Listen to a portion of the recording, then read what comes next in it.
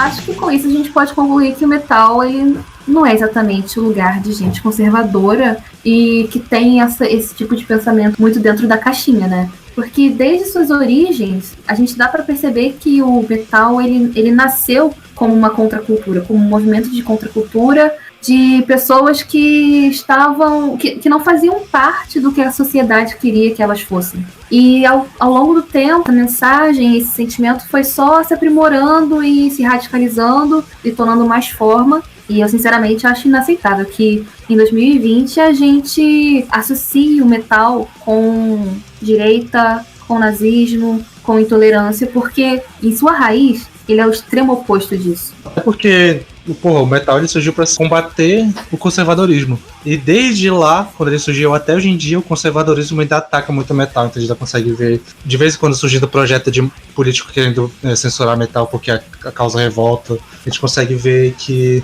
é estranho porque parece que o metal começou como sendo esse rolê de classe baixa, né, e tal, mas ele acabou se elitizando com o tempo, em que acabou virando o rolê do carinha branquinho de classe média que quer ouvir o som deles lá e tal. E meio que a parte da galera mais de baixo foi acabando indo mais pro punk porque tinha uma mensagem mais direta, né? Mas o metal nunca deixou de ter essa ligação com o punk, de ter essa ligação política, de ter esse rolê de contestar, principalmente. Pode até ter passado para, não só falando só de política, mas também já passado para o tema de ocultismo, mas ainda é, assim, uma forma de contestamento. Tanto que a gente até hoje em dia vive numa sociedade que a grande maioria é baseada em cristianismo. Então, essa parte de ser contestador não acaba. Eu acho realmente muito estranho a gente querer se curvar a que o nosso gênero que a gente tanto ama seja enchido de pessoas conservadoras que tentam se apropriar desse gênero.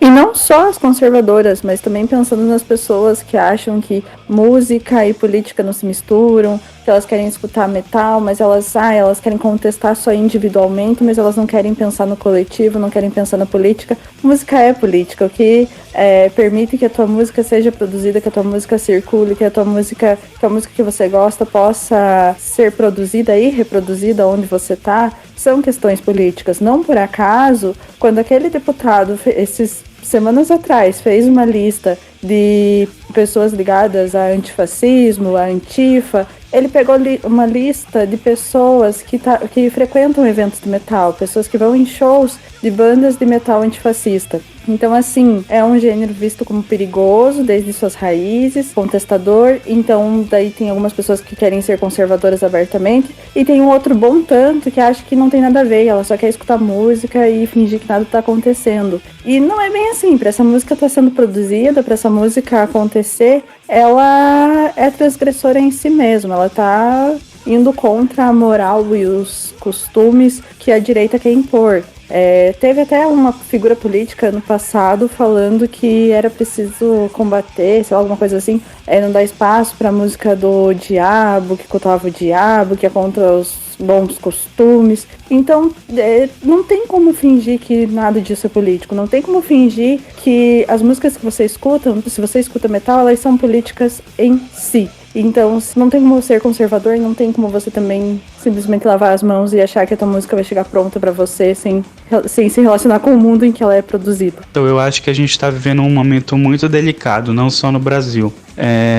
Eu penso que o headbanger não precise necessariamente ser um militante de partido comunista na essência da coisa, mas eu acho que a premissa primordial do som e até mesmo de como surge o rock and roll e o heavy metal é o grito de liberdade.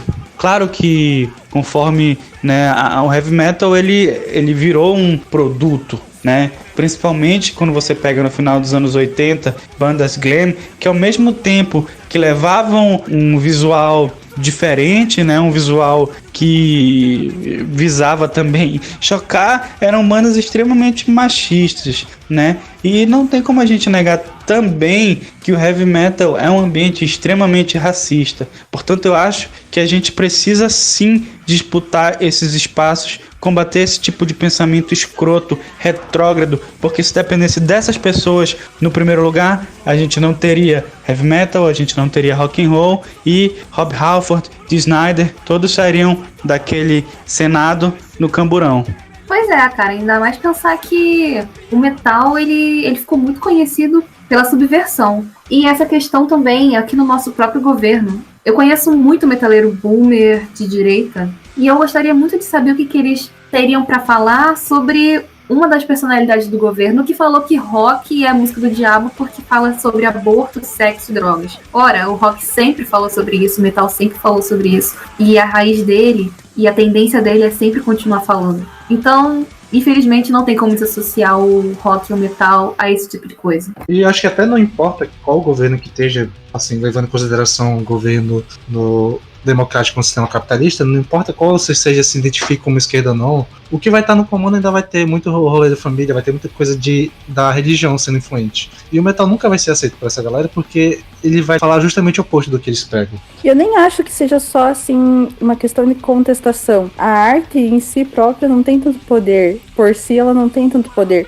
A questão é a reflexão que ela abre para as pessoas que escutam. A possibilidade de criticar a própria realidade que você pode fazer através da arte. Rock, metal não incentivam o satanismo, o aborto, as drogas. É até absurdo que a gente esteja falando disso ainda, que é a mesma acusação que faziam lá no começo da história, né, desse gênero. Mas a capacidade de se questionar a autoridade, questionar se essa música está me apresentando que eu posso questionar a religião que é dada como certa, que é dada como que a maioria das pessoas que eu conheço aderem, e eu posso questionar isso, essa música aqui está questionando isso, então por que eu não posso questionar além? Eu acho que a questão da música justamente é essa, o perigo dela é o questionamento que ela abre. Então, é por isso que a música é política por si, então não tem como não ser, e é estranho quando ela é usada ou quando a pessoa indo contra e apoiando coisas que vão contra ela, assim, tipo, pensando em metaleiros de extrema direita, assim, que